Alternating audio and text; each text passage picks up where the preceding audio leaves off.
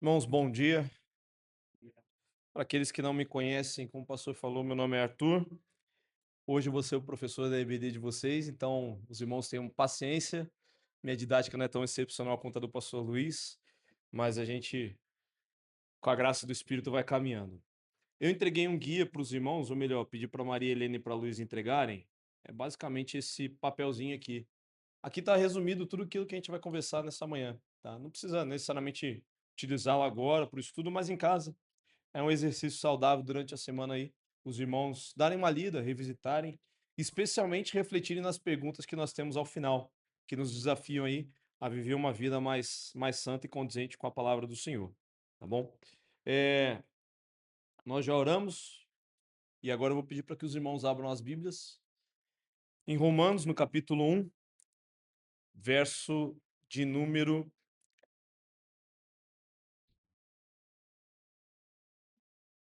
16.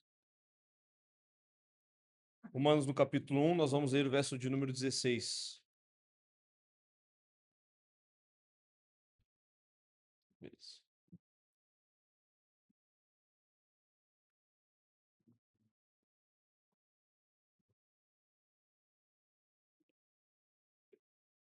Todos encontraram? Romanos 1, 16, assim é a palavra do Senhor. Pois não me envergonho do evangelho, porque é o poder de Deus para a salvação de todo aquele que crê, primeiro do judeu e também do grego. Pois bem, esse é o versículo base do nosso estudo. Vamos orar mais uma vez, rapidamente? Senhor, nós estamos aqui mais uma vez reunidos e nós pedimos em especial por essa classe que está aqui, que o Senhor me use como instrumento e abra o coração dos nossos irmãos como já oramos. Em nome de Jesus, amém. Irmãos, diferente do que a gente está acostumado numa pregação propriamente dita, né? Meu objetivo essa manhã não é expor o texto bíblico, mas eu vou apresentar algumas ideias, algumas coisas que o autor tem falado no nosso livro base, e a partir dali a gente vai fazer a conexão com a palavra de Deus, o que a gente tem aqui apresentado pelo apóstolo Paulo, tá?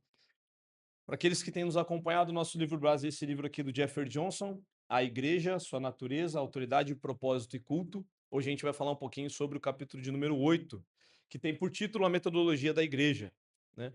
E aí, eu queria começar fazendo uma breve pergunta para os irmãos aí, né?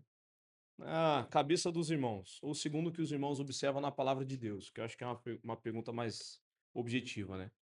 Qual é o objetivo da igreja para os irmãos aí? Como que o senhor estabeleceu por objetivo da igreja? Um só. Levar o evangelho para as criaturas. Vou botar isso aí.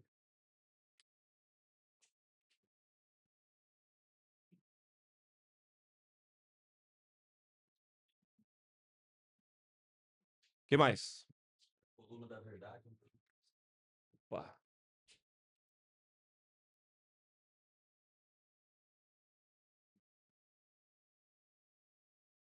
Que mais? Santidade. Que mais? Crescer em graça e fé. Ok. Alguém tem mais alguma opinião aí do que é o objetivo da igreja? Tenta resumir aí na sua cabeça o objetivo, o fim da igreja. Vou fazer outra pergunta. Dessa vez eu acho que os irmãos vão. Qual é o objetivo, o fim do homem? Por que não é o objetivo, o fim da igreja glorificar a Deus, então? Beleza? Então vamos lá.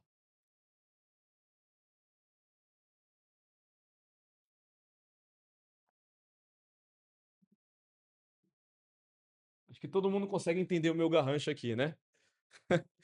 O objetivo, o fim da igreja, meus irmãos, e a gente observa isso ao longo da escritura da palavra de Deus, e a tese base do nosso autor é glorificar a Deus. Esse é o objetivo, o fim da igreja, tá? E o glorificar a Deus, ele perpassa por uma série de coisas que os irmãos falaram. Levar o evangelho, quando a gente leva o evangelho com o objetivo correto é glorificar a Deus. Ser coluna da verdade, a gente vai estudar isso hoje, inclusive a gente vai ver isso aqui. Trabalhar a santidade, isso também é um outro ponto que a gente vai ver. Isso perpassa, isso tudo tem. Nada dessas coisas aqui é o objetivo fim da igreja. O objetivo fim da igreja é glorificar a Deus. Porque esse é o objetivo fim do homem. Ok? E aí, a partir daí, a gente glorifica a Deus né, com santidade, levando o evangelho, são instrumentos, ok? Então, a gente vai refletir um pouquinho sobre o que significa a metodologia da igreja, tá? E o ponto principal que eu quero que os irmãos gravem nessa aula, e aí eu vou deixar bem. Daqui a pouco eu apago aquela parte de cima, vou apagar o que os irmãos falaram aqui. Lembra, não é errado em si mesmo, mas tudo isso aqui é instrumento. É que só é possível, e necessariamente a gente tem que fazer esse caminho. Só é possível glorificar a Deus quando nós conhecemos a verdade. Necessariamente a verdade produz santidade. E por fim, a santidade leva à glória de Deus. A tese base do autor no nosso capítulo é que a igreja só pode glorificar a Deus se ela conhece a verdade. Conhecendo a verdade, isso produz santidade e a santidade leva à glória de Deus.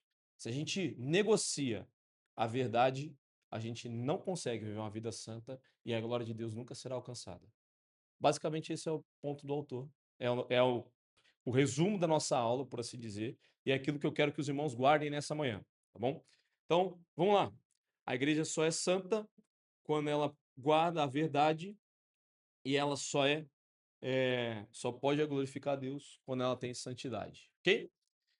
A gente vê isso aí quando a gente lembra que Paulo fala que a igreja é a coluna e baluarte da verdade, né?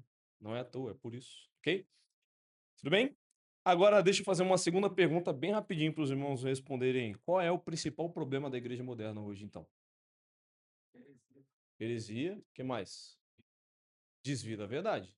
Se as igrejas modernas têm desviado em glorificar a Deus, porque ela falha no começo. É o desvio da verdade, que é quando a heresia entra na igreja. Ok? E a gente vai falar um pouquinho da. Nós vamos fazer uma diferenciação base aí entre o que a gente vê muito aí fora na igreja moderna, e que o autor argumenta, inclusive, e aquilo que nós devemos fazer como templo do Senhor. Tá bom? Então, primeira coisa que nós vamos ver aqui, tá?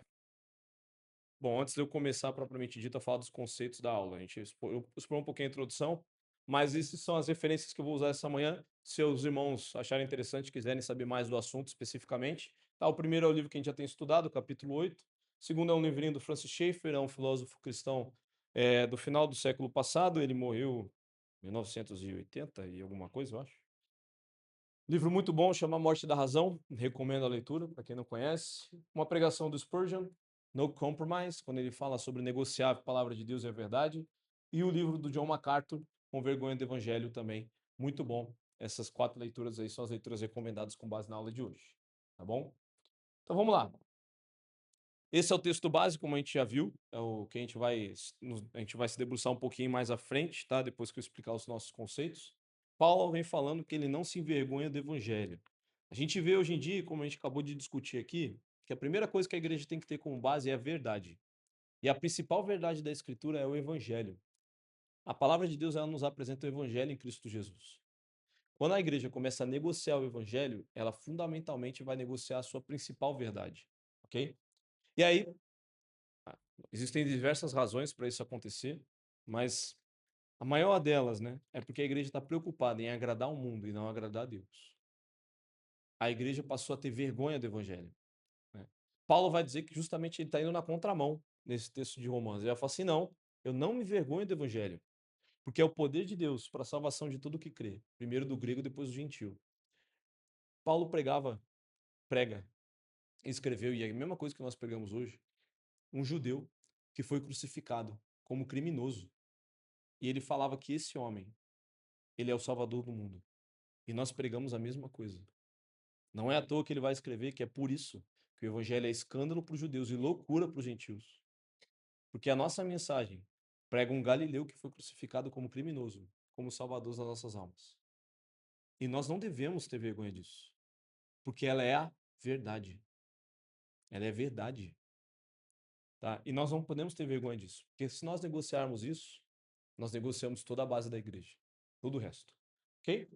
Tá? Então, que nem eu falei, nossa tese principal da aula de hoje é o quê? A verdade, que a igreja, que foi confiada à igreja, o evangelho ele foi confiado à igreja para que a igreja disseminasse a verdade, né? Esse evangelho, ele molda as nossas vidas em santidade. E só a partir daí a gente consegue dar glórias a Deus. Só a partir daí, desse ponto, é que a gente consegue de fato glorificar o Senhor. Se nós gostamos a verdade, nós quebramos a santidade e não temos como dar glória ao Senhor Deus. Então, o objetivo principal da igreja é trazer glória a Deus. É o objetivo final, tá? No entanto, glorificar a Deus não pode acontecer sem santidade. A santidade não pode existir sem verdade. Uma coisa depende da outra e a ordem é importante. A gente vai saber por quê. Ok? E aí eu quero explicar um pouquinho de conceito filosófico. Vamos deixar a palavra de Deus um pouquinho aqui, não vou escanteá-la não. Mas eu preciso explicar um pouquinho de filosofia para os irmãos para a gente poder entender o que Paulo está escrevendo, tá bom? Eu vou falar um pouquinho do conceito de salto do Francis Schaeffer, tá? Vamos lá. A humanidade sempre pensou em termos de antítese. Como assim? Vou escrever isso no quadro, para os irmãos entenderem.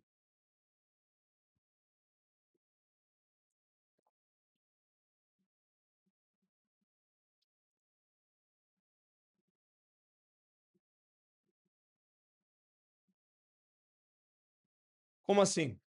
Se A é verdade, portanto, a negação de A é mentira.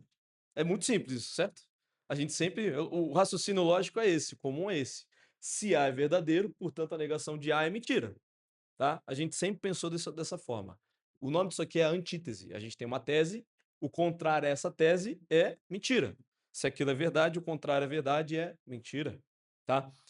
E foi assim até alguns séculos atrás, quando um filósofo chamado Hegel, se tem algum professor de filosofia ou alguém interessado em filosofia que entende mais do que eu, pode complementar aquilo que eu estou falando. Mas Hegel, ele veio com uma ideia, né, nova. Em vez de falar de antítese, ele vai falar de síntese. O que isso significa? Significa que se A é verdade, a negação de A não necessariamente é mentira. Na verdade, o que ele está falando é o seguinte: A é verdade até um ponto. A negação de A também tem alguma verdade. Portanto, a gente tem agora de A e de B, da tese e da antítese, a gente tem a síntese. Eu tenho B.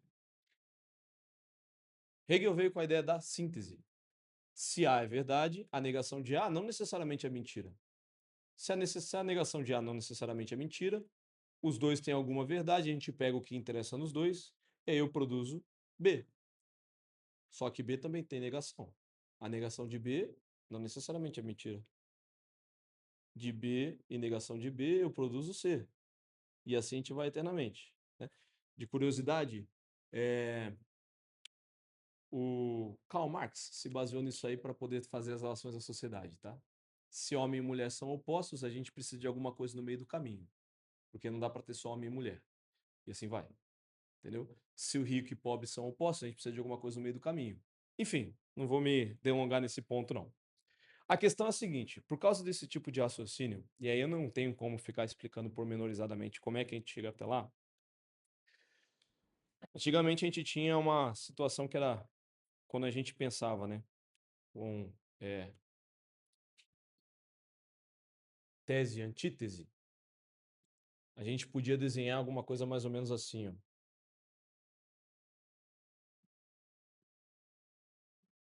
Aquilo que é racional e aquilo que eles chamam de ser experimental é uma coisa só. Quando a gente tinha antítese era isso. Ou seja, a experiência ela é decorrente da razão, ok? Se há alguma coisa lógica, eu consigo experimentar alguma coisa do tipo, ok? O problema é que depois de Hegel, racional e experimental se tornaram duas ilhas separadas.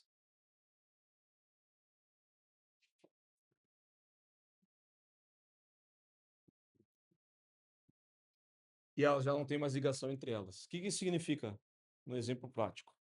Significa, por exemplo, que tudo que diz respeito à natureza, tudo que eu posso verificar, 1 mais 1 é 2. O sol nasce de manhã. Isso aqui é racional. Isso aqui não necessariamente me leva à experiência.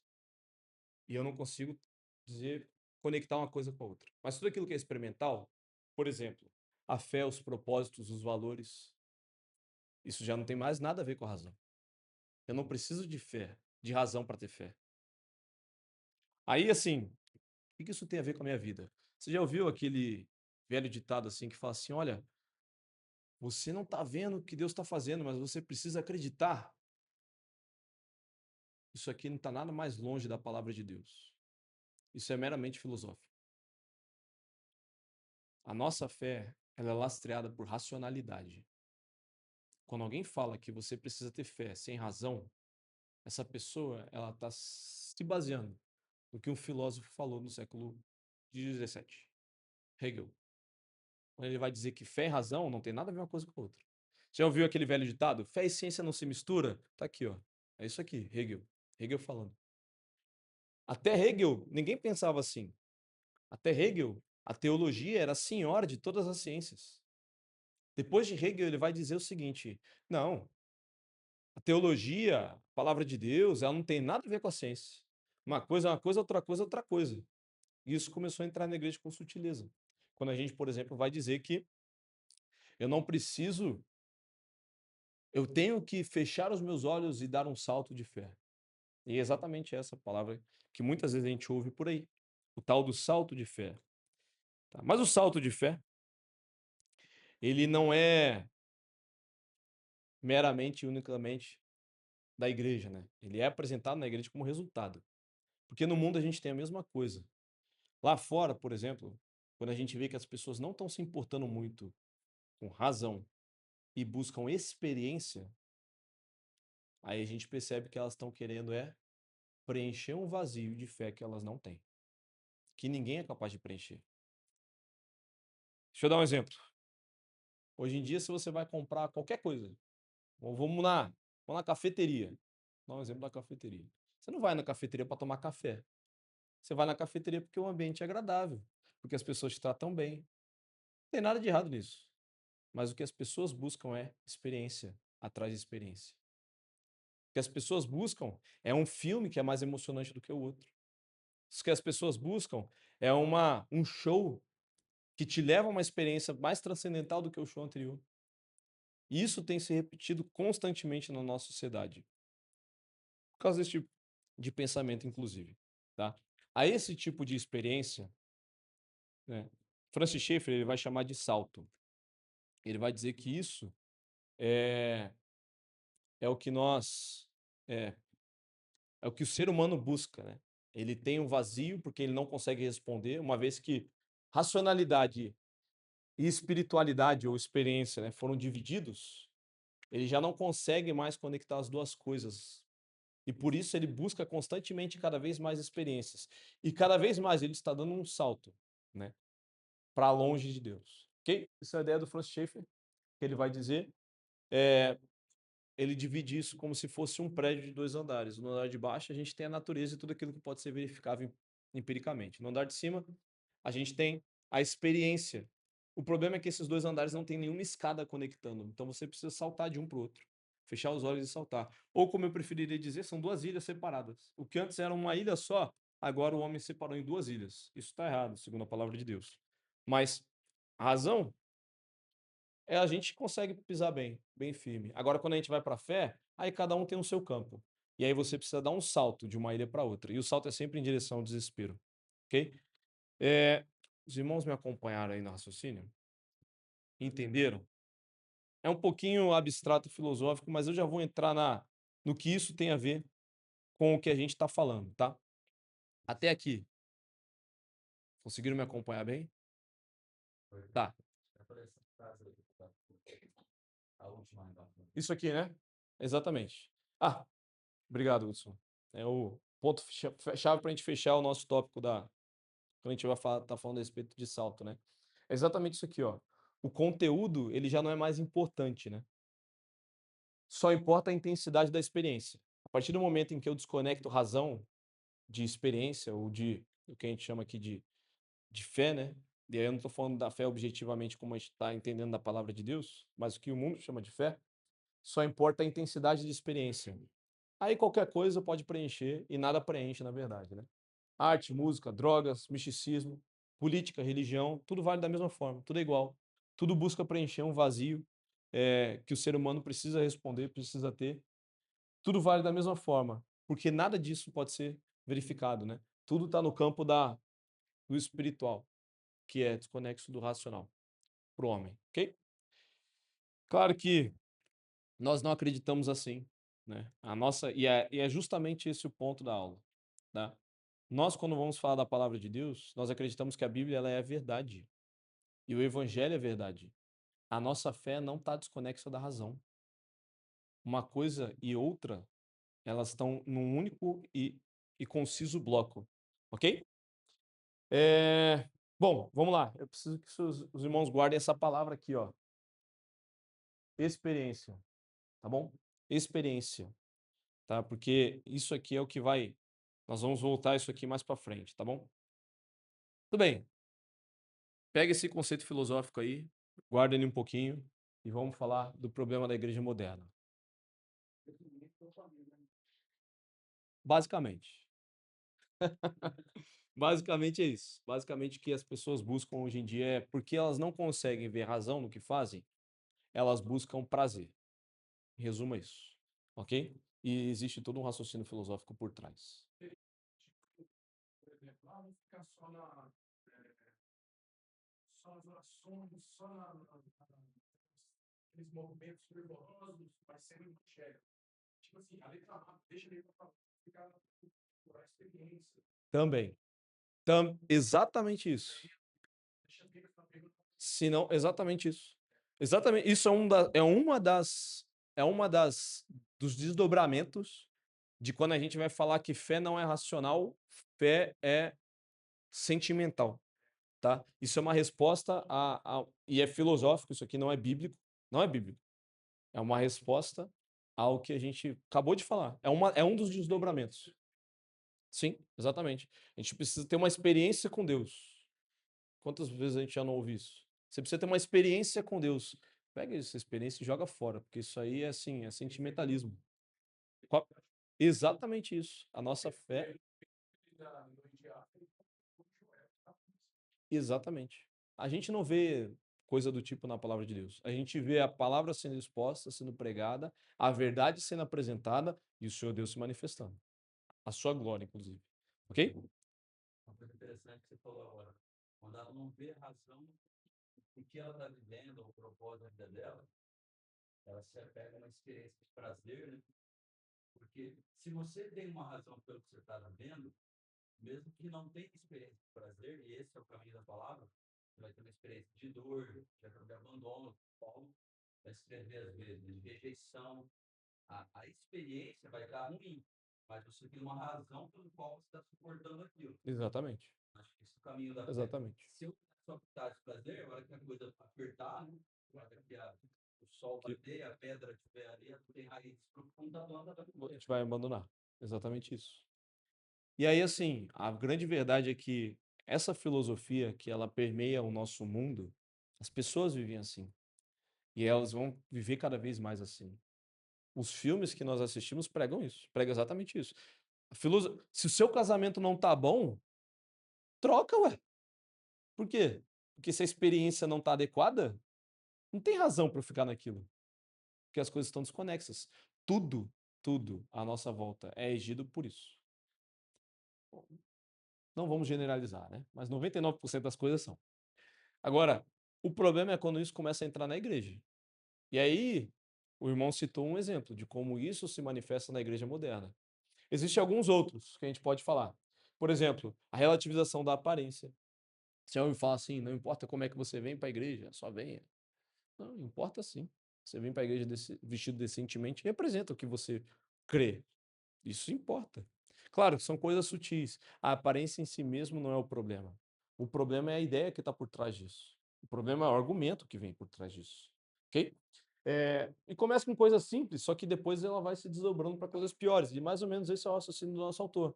Começa às vezes relativizando a aparência, daqui a pouco está relativizando a adoração. Afinal de contas, a gente não precisa mais cantar aqueles hinos inadequados que tem por objetivo que a congregação toda participe.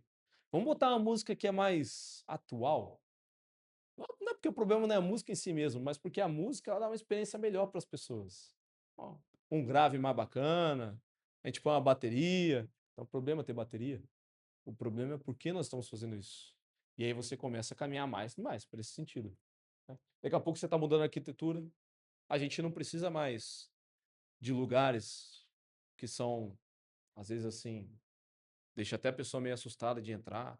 Vamos pintar a parede de preto? Vamos botar, assim, sei, um globo, fazer uma não é nenhum absurdo, se os irmãos forem por aí, os irmãos vão ver isso em várias igrejas, tá, que parece mais um show do que uma igreja.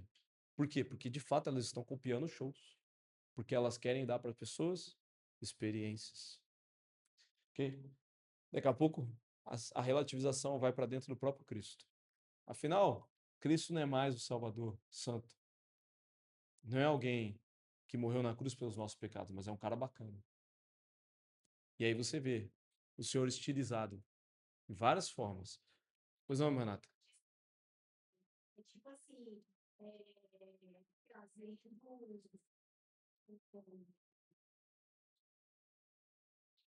trazendo vários, várias coisas para ter a antropologia, e não cristocentrismo, né? Tirando Cristo do centro, né? Exatamente isso. E na verdade o que acontece é o seguinte, se a gente for resumir isso tudo aqui, ó, o objetivo é o quê? Melhorar a experiência das pessoas. Sempre assim. Por quê? Como é que eu faço isso, né? É simples. A gente o que a Bíblia mostra para nós, né? Que o homem é pecador e que a igreja foi chamada para ser santa e regenerada. Bom, se eu quero melhorar a experiência, eu não posso ofender o pecador. Vamos suavizar. Vamos suavizar a pecaminosidade do homem e vamos diminuir essa distância. A gente relativiza também a santidade da igreja e a santidade do próprio Cristo. E aí a distância entre os dois, que é de um abismo inseparável, um abismo, assim, imensurável, que só Cristo pode preencher, a gente coloca mais perto. Aí fica tudo igual. Aí agrada a experiência das pessoas. Aí eu não estou me preocupando mais com a razão da minha fé, que é o que Paulo fala, inclusive, que a gente tem que estar pronto a argumentar. A razão da nossa fé. Pedro, perdão, obrigado. Que ele fala, inclusive, que a gente tem que estar pronto a argumentar. A razão da nossa fé. Eu não preciso mais separar os dois, porque eu só estou preocupado em dar experiência. Eu pego o evangelho e coloco ele num pacote bonito para dar para as pessoas. O autor vai escrever, inclusive, a gente vai ver essa citação mais para frente, que a gente pega a água viva que o Senhor nos deu e começa a querer saborizar. Mas no momento que a gente faz isso, a gente passa a entregar veneno. Tá? Então, o ponto-chave é que a igreja moderna ela começou a relativizar o que o Senhor fala. Né?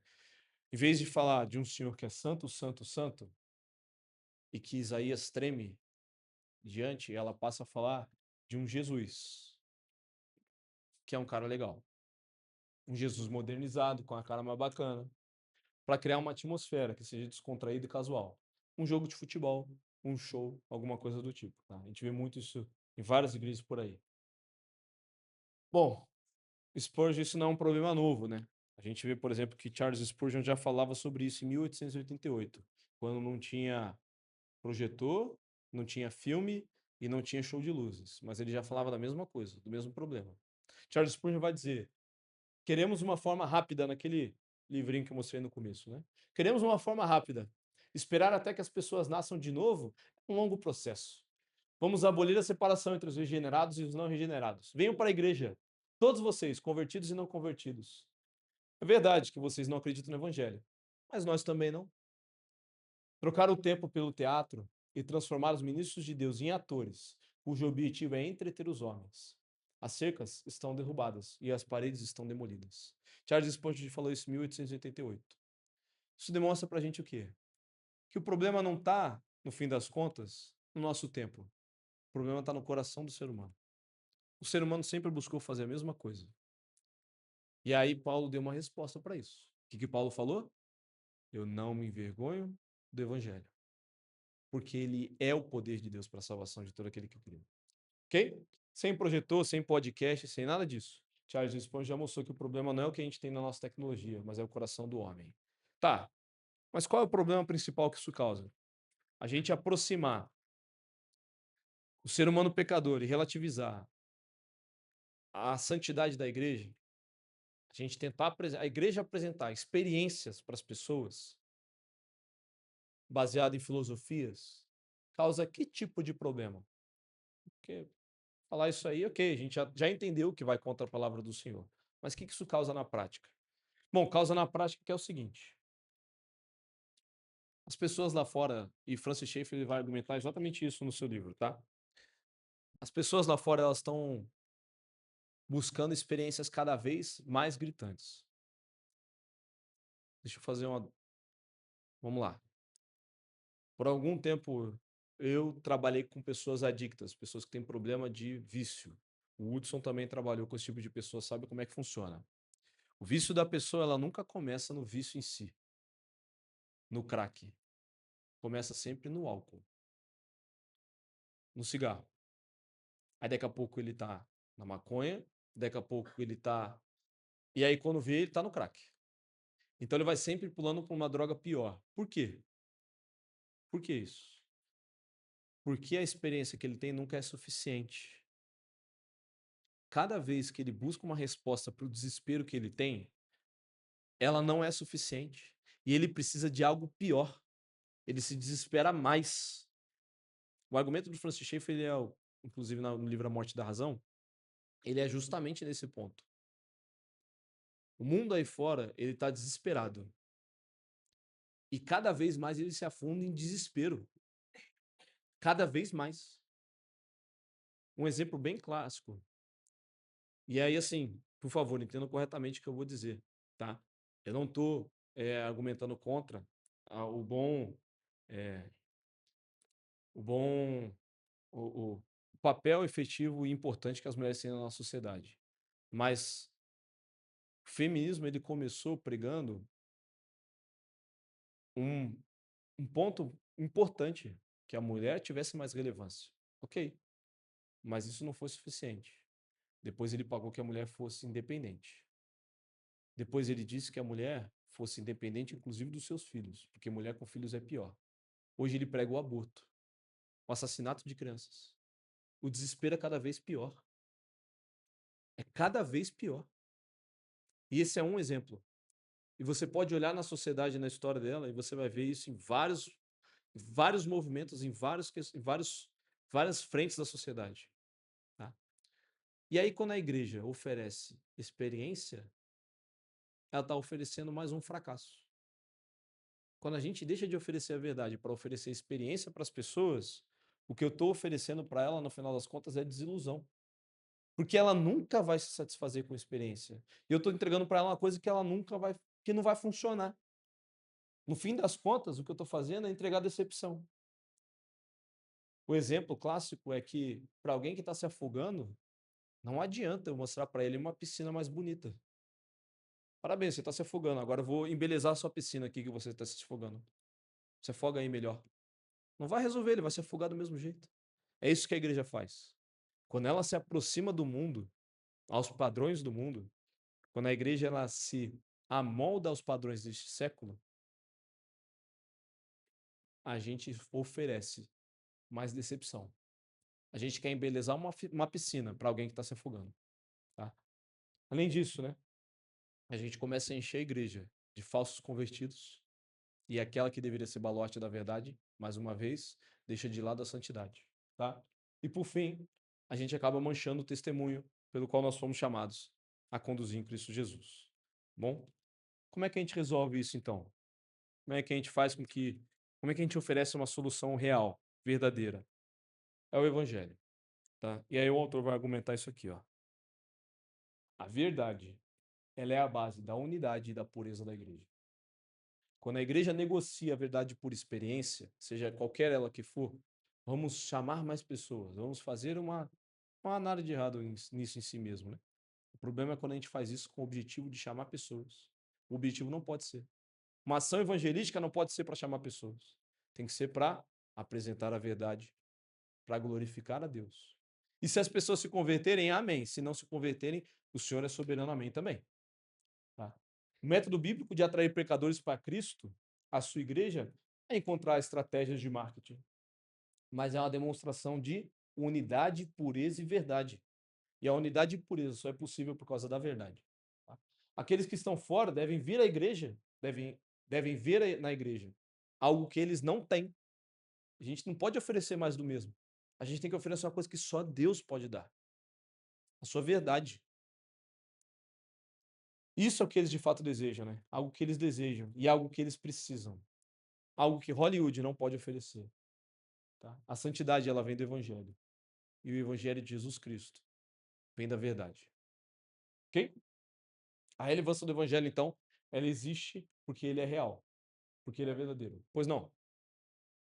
Então, basicamente, o pessoal faz é anular a Bíblia e fechar o tempo. Né? Eu lembro de uma pregação que tem do pastor Paulo Júnior, que ele fala assim, porque tem um monte de igreja, igual o senhor falou com o slide aqui, Sim, mas a gente não vê avanço de fato na igreja. sim, Só salta. Então, é ilusão tudo ilusão.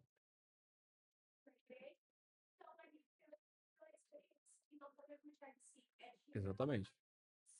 apenas a salvação. Exatamente. Isso acontece de formas muito sutis. Quando a gente, por exemplo, vai medir a saúde da igreja pela quantidade de pessoas, a gente está fazendo isso. A gente está relativizando a verdade. Saúde da igreja não é medida por quantidade de pessoas, é medida por fidelidade ao evangelho. Quando a gente busca fazer uma ação evangelística para salvar pessoas, a gente está errado. Quem salva pessoas é o Senhor Deus e o seu Santo Espírito. O nosso objetivo é pregar a verdade.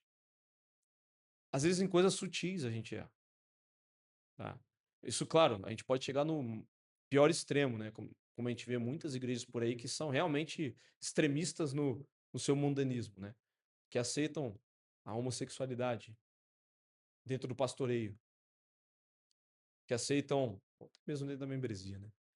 Que aceitam pecados dos piores possíveis dentro da igreja. Para quê? No afã de agradar pecadores. Mas nós não fomos chamados para isso. Ok? E, assim, isso eu estou dando um exemplo extremo, mas que nem eu falei. Às vezes em coisas sutis, Maria, a gente pode negociar. No nosso dia a dia a gente pode negociar. Às vezes eu vou, não preciso falar tão ofensivamente acerca da palavra de Deus para as pessoas, né? Falar que ele é um pecador miserável. Mas é o que a Bíblia fala. E a gente não pode esconder isso. É o que é, por favor. Então, uma decepção. O jardim que não é certo, na Hidrolândia, não se conhecer também, uns mais 10 anos que o salvo ele verdura do crack, tudo, ele sempre dá um. Sempre pede para ele dar uma palavra, ele fala que João 8, 35, 36, né? Que conhecereis da verdade. E a verdade nos libertará. É uma decepção, porque quando a pessoa vem com ponto de Deus, retiro, ela está querendo falar mais uma tentativa de tentar se libertar de alguns vícios que tem incomodado ela. Só que passa algumas semanas, aquela emoção baixa, ela percebe que ela continua escrava aos mesmos vícios, aos mesmos hábitos. E aí você tem dois caminhos, que ela ainda não encontrou a vida para continuar, ou que você falou ali, né? E se a gente pegar essas coisas que eles chamam que é vício, que estavam incomodando a minha consciência, que eu vejo que mesmo sendo cristão algo não é muito bom, e se eu tratar isso como algo que é normal, faz parte do ser humano. Não é? Eu acho que um pouco que você está falando aí. E aí você, nada mais, se eu não consigo libertar as pessoas de algo que elas fazem, e se a gente chamar isso de algo bom, então? Aí eu não preciso libertar elas, porque eu não Exatamente. consigo. E aí a gente fez o quê? Pegou o homem que é pecador e aproximou ele da santidade, porque isso é normal. E aí a gente pega a santidade e baixa ela ao nível do homem. Que a igreja não precisa ser tão santa assim, no final das contas, né? Você não consegue libertar ele. Exatamente. Quando, na verdade, nós deveríamos confiar no Senhor e que Ele pode fazer, ok? Claro, isso não nega a medicina e outros recursos que a gente pode usar, com graça de Deus, mas exatamente isso, ok? E aí a gente volta para Romanos. Romanos no capítulo 1º, verso 16, e a gente vê o que Paulo fala. Paulo, lá no século I, já sabia disso, já vislumbrava isso. Já via que, inclusive, o que o mundo da época dele oferecia era a mesma coisa que o nosso oferece: experiências para um desespero que o homem nunca é capaz de responder. Tá? E aí o que, que ele escreve? Eu não me envergonho do evangelho, porque é o poder de Deus. Paulo não vai escrever que não se vergonha do evangelho porque o evangelho contém o poder de Deus. Paulo não vai escrever que não se vergonha do evangelho porque o evangelho, no fundo, ele acaba ajudando o poder de Deus. Não é isso. Paulo vai escrever que não se vergonha do evangelho porque o evangelho é poder. Se a igreja tem e pode usar algum poder que foi confiado a ela, é o evangelho. Se ele é poder de Deus, a gente não precisa acrescentar nada para aquilo que já é todo-poderoso. Eu não preciso fazer nada para acrescentar ao evangelho. Tá? Nenhuma técnica precisa ser acrescentada àquilo que já é poder e ao poder que o evangelho possui. Toda tentativa, então, de melhorar o evangelho, no fundo, é uma questão, é uma confissão de que nós não acreditamos no evangelho. Quando a gente tenta falar assim, não, preciso melhorar essa mensagem, no fundo eu estou dizendo que eu não acredito no poder de Deus para salvar o ser humano. No fundo eu estou dizendo que o Senhor Deus é incapaz de salvar um homem da maneira que ele desenhou e eu preciso ajudar. Quando a gente transforma o evangelho, melhora o evangelho, ou quer encapar o evangelho com alguma outra roupagem, especialmente mundanista, né? Para poder ser mais palatável, eu estou dizendo que o remédio que Deus criou não funciona. Ele precisa da minha ajuda para poder ser engolido. Quando, na verdade, Paulo já diz que ele é poder de Deus e que não precisa de mais nada. Então, a marca distintiva de cada verdadeira igreja, ela tem que ser a verdade. Ela tem que ser o evangelho, tá? Para a gente não para caminhar para o nosso encerramento, então. Cuidado. Quando eu falo que a marca distintiva é o evangelho e que ele deve moldar nossas vidas, legalismo e ascetismo também não é o caminho, tá? Se por um lado a gente tem o liberalismo, o mundanismo, pendular para o outro extremo também é um problema.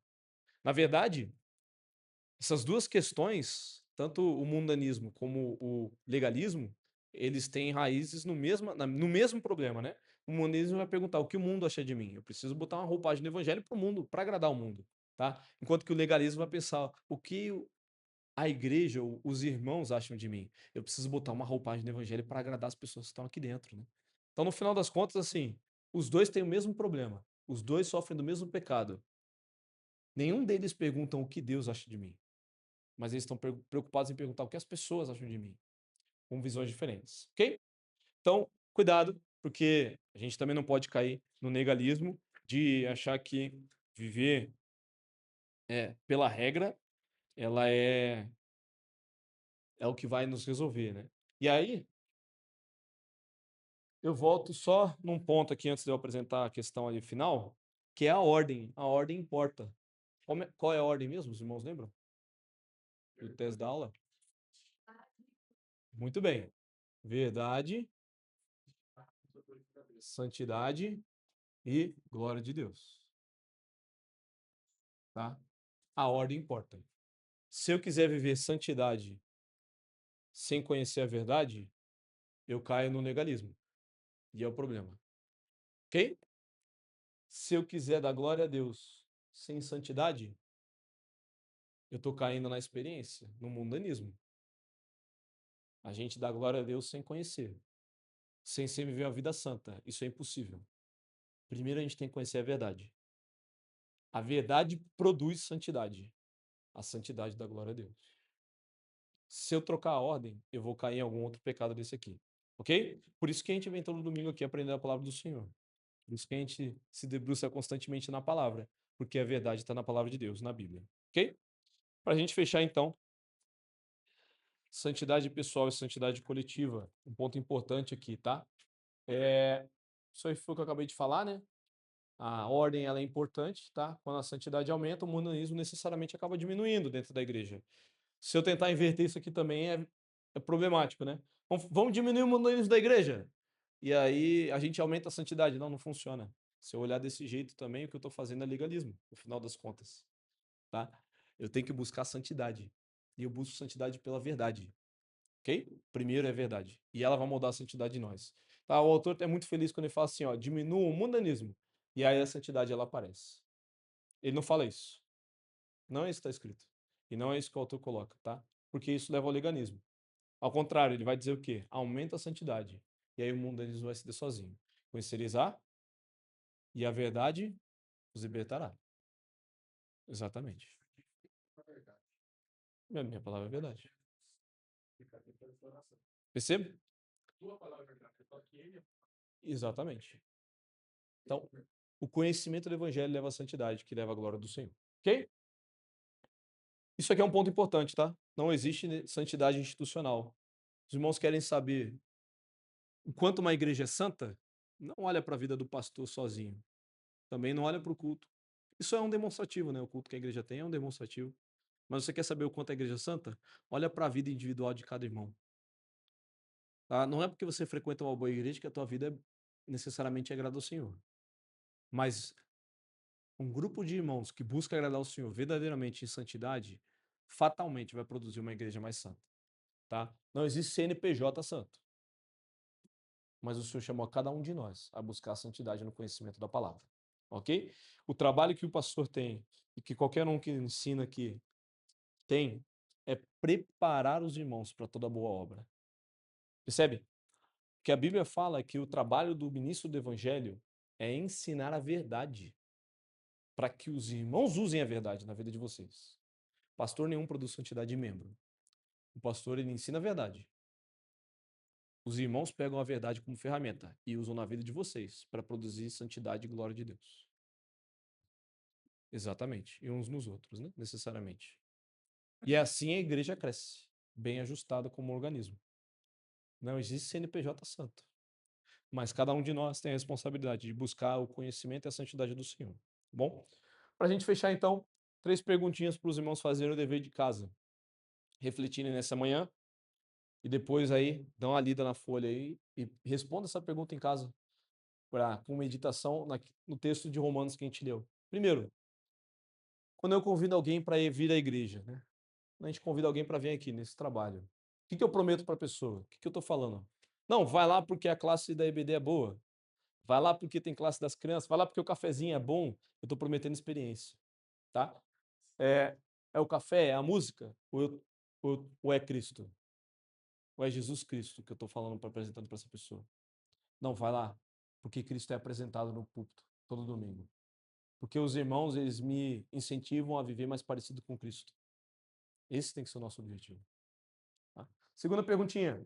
Onde eu, pessoalmente, estou dando o tal do salto? Né? Onde é que eu estou deixando a razão em prol de fechar os olhos e querer dar um salto de fé desesperado na minha vida? Na prática, né? Onde é que eu estou buscando experiência religiosa?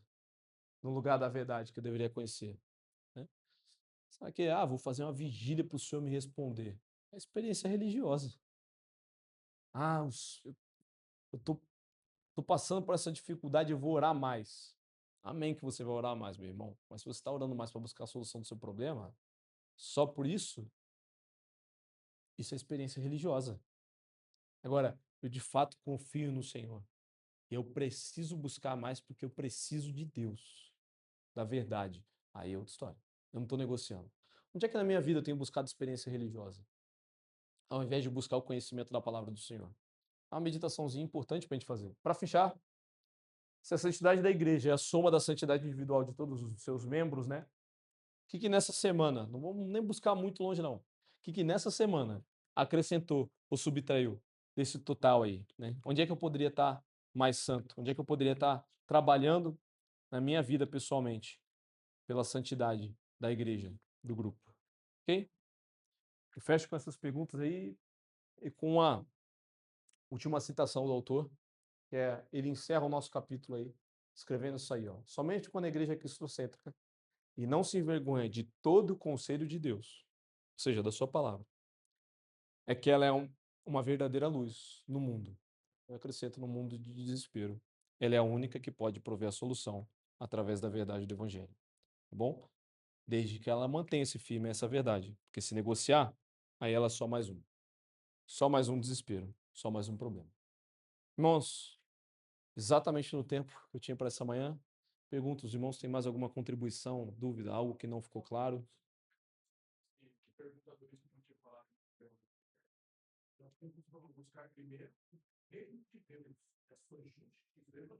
Sim.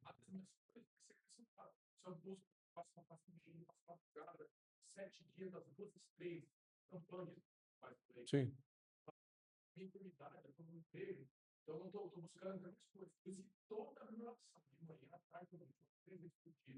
e a sua filha pelo carro, no casamento, não sei o quê, e só buscando para mim.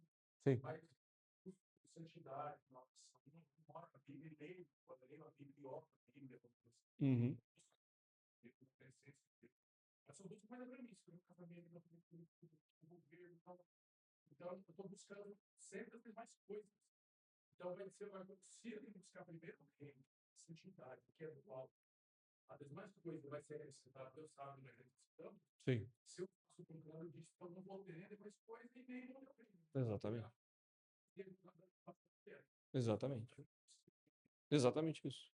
Claro, oração em si mesmo não é o problema, né? É, exatamente. A primeira metade do Pai Nosso busca Deus. Sim. A segunda metade, que eu acho que fala, perdão, pecado. Sim. Exatamente isso. Exatamente. Quando a gente faz essas coisas como uma barganha ou buscando uma experiência propriamente dita, porque a gente precisa disso, aí a gente está se lançando a um desespero, tá? Quando a gente tem que fazer isso para conhecer o Senhor, para buscar verdadeiramente o Senhor Deus. E aí sim, de fato, a gente vai buscar primeiro o reino de Deus e a sua justiça. E as outras coisas serão todas acrescentadas. Ok? Irmãos, alguma coisa mais aí? Já deu, né? Vamos orar então para encerrar? E aí, no intervalo, aí, se algum irmão tiver alguma dúvida, alguma coisa, a gente vai conversando. Senhor Deus, obrigado pelo tempo que nós tivemos aqui. Obrigado por essas meditações, ó Pai. Pela tua palavra que demonstra que nós não devemos ter vergonha do Evangelho e apresentá-lo como o Senhor entregou a nós. Esse é o nosso trabalho, esse é a nossa obrigação nesse mundo, porque foi assim que o Senhor nos chamou para ser testemunhas, ó Pai, do teu Evangelho.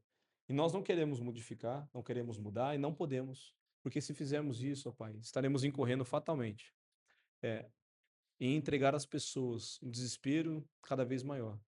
Nós pedimos, ó Pai, que o Senhor nos mantenha fiel a isso, que o Senhor nos ajude, ó Pai, porque muitas vezes o nosso coração é tentado a modificar essa verdade, mas que nós possamos conhecer mais do Senhor, viver na dependência do Senhor e saber que só conhecendo a verdade, ó Pai, conhecendo a Ti e o Teu Filho, é que nós podemos de fato viver uma vida de santidade e glorificar o Teu nome, Pai, sendo aquilo que o Senhor nos chamou para ser.